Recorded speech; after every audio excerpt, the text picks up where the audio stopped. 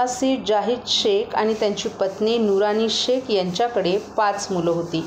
या दाम्पत्यानं आपल्या 5 पैकी शेवटच्या 2 मुलांना सांभाळण्यास नकार दिला होता, ज्यामुळे त्यांनी आपल्या सर्वात लहान मुलीच्या, जी केवळ 18 महिन्यांची होती, तिच्या डोक्यावर हल्ला करून तिला गंभीररित्या जखमी केलं आणि गंभीर अवस्थेतच तिला जवळच्या रुग्णालयात दाखल करण्यात आलं। मात्र उपचारादरम्यान तिचा मृत्यू झालाय। जाहिद शेख हे मूळचे झारखंडचे रहिवासी असून त्यांनी चेंबूरमधील एका मदरशात शिक्षण घेतले। त्यानंतर ते मुंबईत धार्मिक स्थळांवर मुलांना शिक्षण देण्यास सुरुवात केली होती। या दुर्दैवी घटनेत मुलीच्या हत्येला भूतप्रेताचा सावली असल्याचा दावा करत मातापित्यानं स्वतःलाच वाचवण्याचा प्रयत्न केला।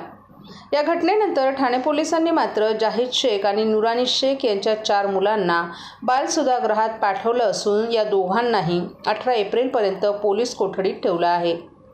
उत्तम उतेकर, सहाय्यक पोलीस आयुक्त ठाणे यांच्या माहितीनुसार या घटनेमुळे समाजातील विविध स्तरांवरून तीव्र प्रतिक्रिया उमटत असून या प्रकरणाचा पुढील तपास पोलीस करत आहेत।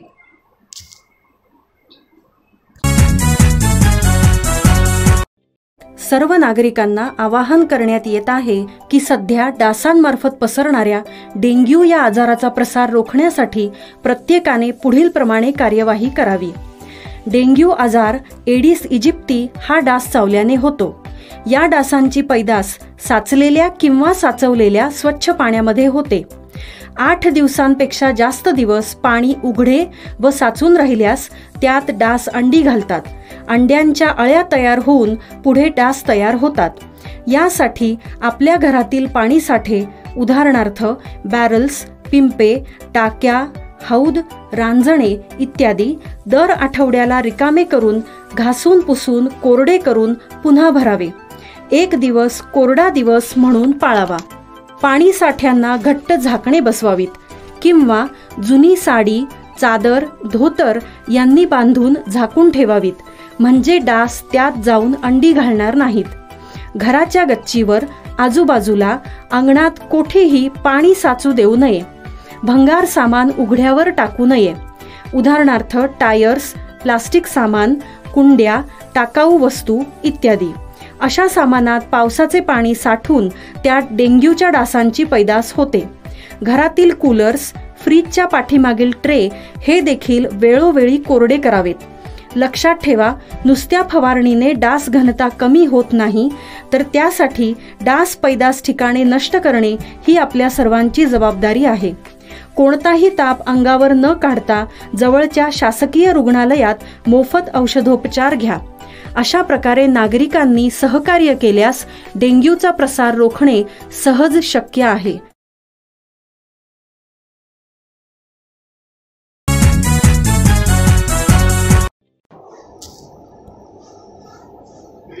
वाढत्या तापमानामुळे ठाणेकर हैराण। सोमवारी शहरातील तापमानाचा पारा 41 अंश सेल्सिअसच्या वर। हवामान खात्याने पुढील काही दिवस तापमानात वाढ होण्याचा अंदाज व्यक्त केलाय। त्याची अनुभूती ठाण्यात सोमवारपासूनच जाणवू लागली।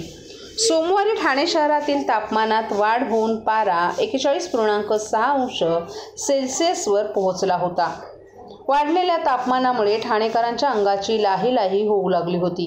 तसंच पुढील काही दिवस उष्णतेचा पारा वाढणार असल्यानं नागरिकांना काळजी घेण्याचं आवाहन आरोग्य विभागानं केलं आहे। प्रादेशिक हवामान विभागानं रविवारी पुढील 5 दिवसांसाठी तापमानाचा अंदाज जारी केलाय। कोकण विभागात सोमवार ते बुधवार या कालावधीत कमाल तापमानाचा पारा 3 ते 4 अंशांनी वाढून उष्णतेचा निर्देशांक 40 ते 50 अंशादरम्यान जाणवू शकेल असंही स्पष्ट केलंय। आर्द्रता आणि उष्णता यामुळे प्रत्यक्ष तापमानापेक्षा तापमानाची जाणीव अधिक होण्याची शक्यता वर्तवण्यात येत आहे। सोमवारी सकाळी 11 नंतर वातावरणात उष्णता वाढण्यास सुरुवात झाली होती। यामध्ये हवामान खात्याने वर्तवलेल्या अंदाजाची अनुभूती सोमवारी ठाणेकरांना आली। ठाणे शहरातील तापमान 41.6 अंश सेल्सिअस इतकं नोंदवलं गेलं। या वाढलेल्या तापमानामुळे ठाणेकरांच्या अंगाची लाही होऊ लागली होती। रस्त्यावरून पायी चालणाऱ्या नागरिकांनी डोक्यावर टोपी तर काहींनी छत्री घेऊनच बाहेर पडण्याचा निर्णय घेतला, तर अनेकांनी थंड पेयांच्या गाड्यांवर आपला मोर्चा वळवला असल्याचंही दिसून आलं। दरम्यान या वाढत्या तापमानानं ठाणेकर नागरिकांनी घर आणि ऑफिसमधील एसीमध्ये बसून थंडगार हवेत राहणंच जास्त पसंत केलं. वातावरणातील वाढत्या उन्हाच्या काहिलीमुळे नागरिकांनी काळजी घ्यावी असं आवाहन आरोग्य विभागाकडून करण्यात येत आहे. भारतातील पहिली रेल्वे 16 एप्रिल 1853 रोजी बोरीबंदर ते ठाणे अशी धावली. या ठाणे रेल्वे स्थानकाचा 171वा वाढदिवस आज प्लॅटफॉर्म क्रमांक 1 वर ऐतिहासिक इंजिनाच्या बाजूला केक कापून करण्यात आला. ढोलताशांच्या गजरात, तुतारीच्या उंच स्वरात साजरा करण्यात आला.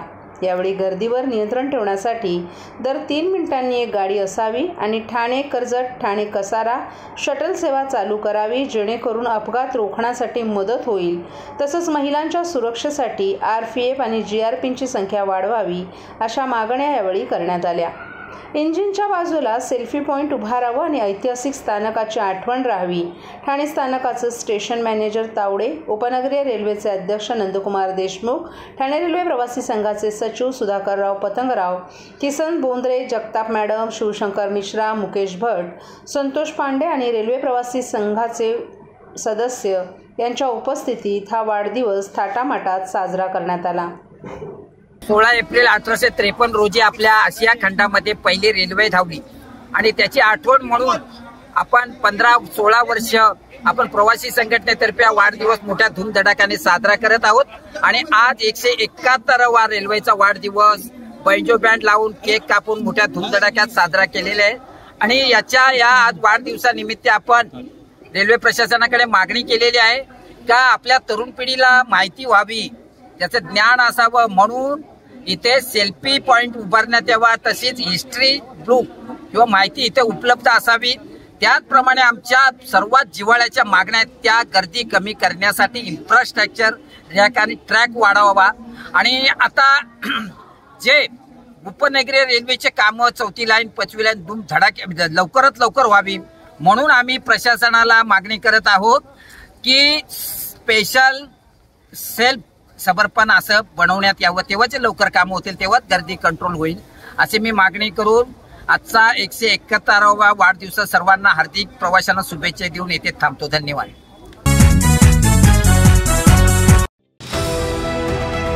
TJSB सौर शक्ती कर्ज, गो ग्रीन, करा वीज बिलावर बचत.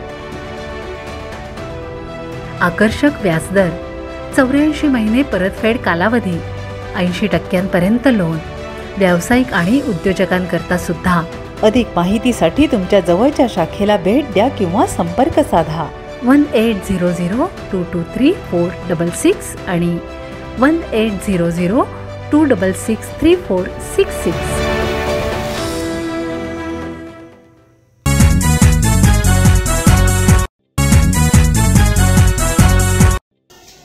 ठाणे महानगरपालिका क्षेत्रात मुंब्रा, कळवा, माजिवडा, मानपाडा आणि वागळे प्रभाग समितीमध्ये महाराष्ट्र औद्योगिक विकास महामंडळामार्फत पाणी पुरवठा करण्यात येतो.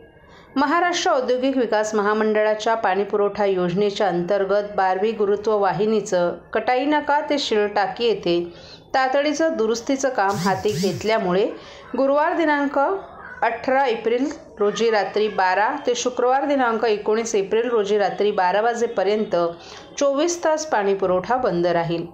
या शटडाऊनच्या कालावधीत ठाणे महानगरपालिकेअंतर्गत दिवा मुंब्रा प्रभाग क्रमांक 26 आणि 31चा काही भाग वगळता कळवा प्रभाग समितीमधील सर्व भागांमध्ये आणि वागळे प्रभाग समितीमधील रूपादेवी पाडा, किसननगर नंबर 2, नेहरू नगर तसंच मानपाडा प्रभाग समिती अंतर्गत कोलशेत, खालचा गाव येथील पाणी पुरवठा 24 तासांसाठी पूर्णपणे बंद राहणार आहे.